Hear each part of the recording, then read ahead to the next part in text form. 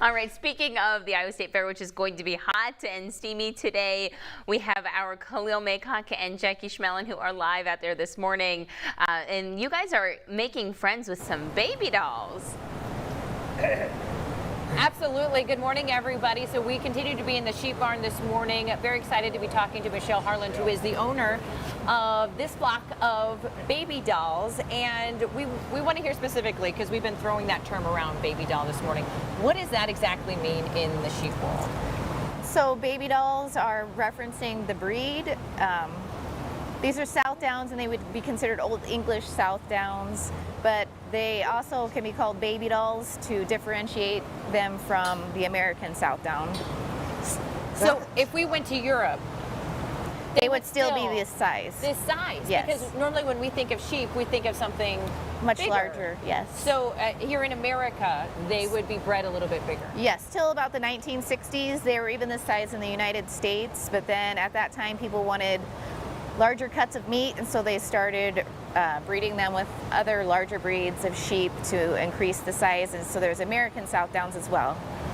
All right. So if something like this was to go to show, talk to me about what the judges would look for and then how the baby dolls would have to be positioned. So you would hold the head like this, and the judge is going to look for a straight top line, legs on all four corners. He'll measure the length of the loin, look at the depth of the leg and the depth of the body, and just overall good conformation. And in the baby dolls, you can show natural colored or white, whereas the American Southdowns, you would just see white.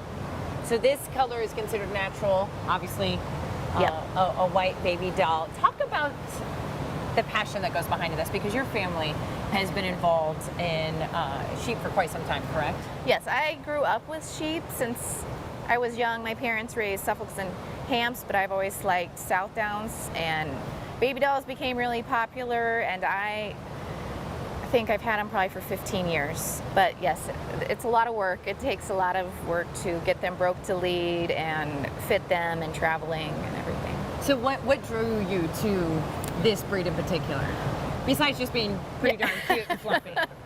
I just liked the smaller size. They're more efficient at converting, grass and grain to meat. It doesn't take as much to feed them, so they're not quite as expensive. And I just love their personality too. They're just a lot more docile than a lot of the larger breeds of sheep. So personalities, are they kind of cuddly at home? They can, they still have sass, but we determined last night she's really a kid. This one is really a kid's lamb. Like when you try to walk her with an adult, she'll fight it, but if my son is at the halter, which he's 9, there's no problem. There's no problem. Yeah. Chocolate chip, she does really well with the kids. And how much do you encourage families who are coming out to the fair to come by the sheep barn and see what this is all about?